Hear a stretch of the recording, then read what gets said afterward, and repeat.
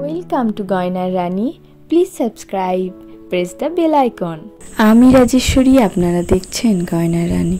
গয়নার রানী প্রতিদিনের মতো আজকেও হাজির আপনাদের ডিম্যান্ডিং একটি ভিডিও নিয়ে।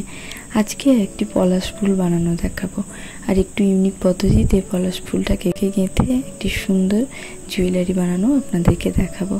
তো পলাশ ফুল বানানোর জন্য প্রথমে যে কাজটি করবেন, এইভাবে একটা কিন্তু শক্ত করে বা মোটা করে কিন্তু ক্লেটাকে নিয়ে এইরকম একটা শেপ দিয়ে প্রথমে মেন যে পলাশ ফুলের অংশটা সেটা আমরা বানিয়ে নেব। এরপরে আমরা পলাশ ফুলের যে পাপড়িগুলো সেগুলোকে বানাবো। তার জন্য একটা জিনিস সবসময় মাথায় রাখবেন, দুদিকটাকে কিন্তু ভালো করে পাতলা করতে হবে। তাই দুদিকটাতে আমরা বেশি করে চাপ দেখব, এবং মাঝেরটা একটু মোটা থাকলেও হবে, কিন্তু ভালোভাবে এটাকে পাতলা করে নিতে হবে। এবং পেটেলের শেপ দিয়ে নেবেন আপনাদের ইচ্ছা মতন, যাতে আরও দেখতে বেশি রিয়ালিস্টিক মনে হয়। তাই জন্য এখানে আমি কিছু দাগ টেনে নিচ্ছি, এবং এটাকে আমি এরকমভাবে একটু ট্যাড়া ব্যাকা করে ভাঁজ করে সেই মেন যে আমি পেটেলটা বানিয়েছিলাম সেটার সাথে এরকমভাবে পরপর প্রত্যেকটা পেটেলকে আমি অ্যাটাচ করতে থাকবো। আমি এখানে মাত্র 3টে পেটেলই বানিয়েছি, আপনারা চাইলে 4টে বা 5টে পেটেলও বানাতে পারেন, বাট পলাশ ফুলের ক্ষেত্রে 3টে পেটেল পর্যন্তই কিন্তু ভালো লাগে। আপনাদেরকে বলবো, আমার এই ভিডিওগুলি যদি আপনাদের ভালো লেগে থাকে তাহলে অবশ্যই আমার চ্যানেলটিকে সাবস্ক্রাইব করে রাখবেন, পাশে থাকা বেল আইকনটি প্রেস করে অল করে দেবেন, যাতে সবার আগে নোটিফিকেশানটি আপনারা পেয়ে যান। ভালো লাগলে লাইক, কমেন্ট এবং শেয়ার করতে একদম ভুলবেন না। আপনারা তো দেখলেন এর মাঝে কিন্তু ফুলটা পুরোটা রেডি হয়ে গেল। এরপরে ফুলের যে নিচের অংশটা বা বৃতিটা, সেটা করার জন্য আমি এইভাবে ক্লেটাকে নিয়ে এইভাবে বসিয়ে দিলাম। ব্যাস রেডি হয়ে গেল আমাদের সুন্দর পলাশ ফুলটি। আপনারা সেম প্রসেসে আরও অনেকগুলো পলাশ ফুল বানিয়েও কিন্তু একটা ব্রাঞ্চ বানিয়ে আপনারা পলাশ ফুলের একটা নেক পিস রেডি করতে পারেন। আমি এখানে একটাই সিঙ্গেল পলাশ ফুল বানিয়ে দেখালাম আপনাদেরকে। আমি একটু বড় করে বানিয়েছি। আপনারা সেম মোটিভে কিন্তু ইয়াররিংটাও বানিয়ে নিতে পারেন। এখানে কালার করার জন্য আমি অ্যাক্রিলিক কালার ইউজ করছি।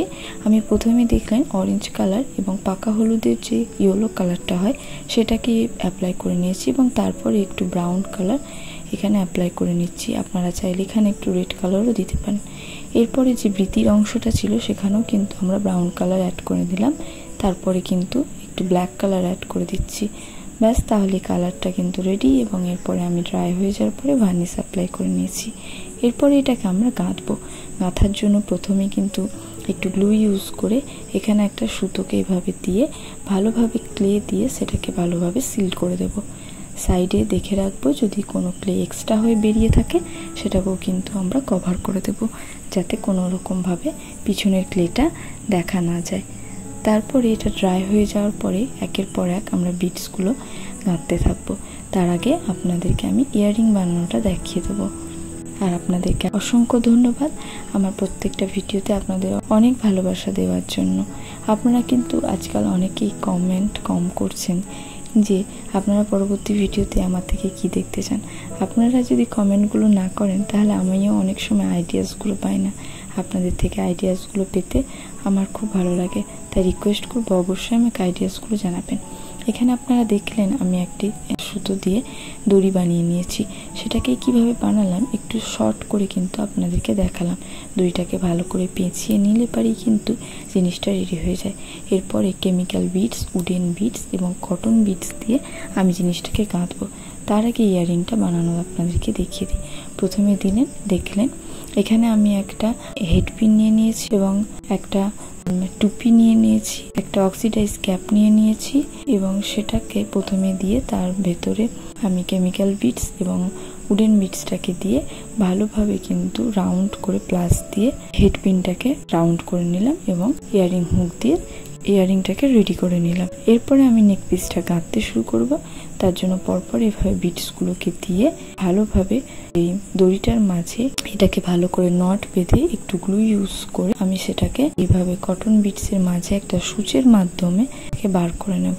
তাহলে পরে কিন্তু এটা ভালোভাবে সিকিউর হয়ে যাবে এবং আমাদের নেক পিসটি রেডি হয়ে যাবে। তারপরে এটাকে অ্যাডজাস্টেবল করার জন্য একটা কটন বিটস দিয়ে নেব, এবং যাতে দড়ির মতন করে একটু সামনের দিকে আমরা ঝোলাতে পারি তাই কিন্তু আমরা টার্সেলটার আগাটাতেও কিন্তু এরকম ডিজাইন করে নেব। বাস আমাদের সুন্দর জুয়েলারিটি রেডি হয়ে যাবে। আপনাদের যদি আজকের এই ডিজাইনটি ভালো লেগে থাকে তাহলে অবশ্যই আমাকে কমেন্ট করে জানাবেন। আর আমার চ্যানেলটিকে অবশ্যই সাবস্ক্রাইব করে রাখবেন, পাশে থাকা বেল আইকনটি প্রেস করে অল করে দেবেন, যাতে সবার আগে নোটিফিকেশানটি আপনারা পেয়ে যান। পরবর্তী ভিডিওতে আপনারা আমার থেকে কি দেখতে চান সেটাও অবশ্যই কমেন্ট করে জানাবেন। আপনারা কে কোথায় থেকে আমার ভিডিও দেখছেন সেটাও কমেন্ট করে জানাবেন। আমি সবসময় চেষ্টা করি আপনাদেরকে নতুনত্ব কিছু দেখানোর। আমার ভিডিও দেখে আপনারা কতটা শিখতে পারছেন এবং আমার ভিডিও আপনাদের কতটা ভালো লাগছে সেটা অবশ্যই কমেন্ট করে জানাবেন। আপনাদের কমেন্টের অপেক্ষায় আমি থাকবো। আমার এই ভিডিওটি আপনাদের ভালো লাগলে আপনাদের বন্ধুদের সাথে ভাগ করে নেবেন। দেখা হবে পরবর্তী একটি ভিডিওতে। আজকের জন্য এখানেই টাটা, বাই বাই। সবাই ভালো থাকবেন, সুস্থ থাকবেন।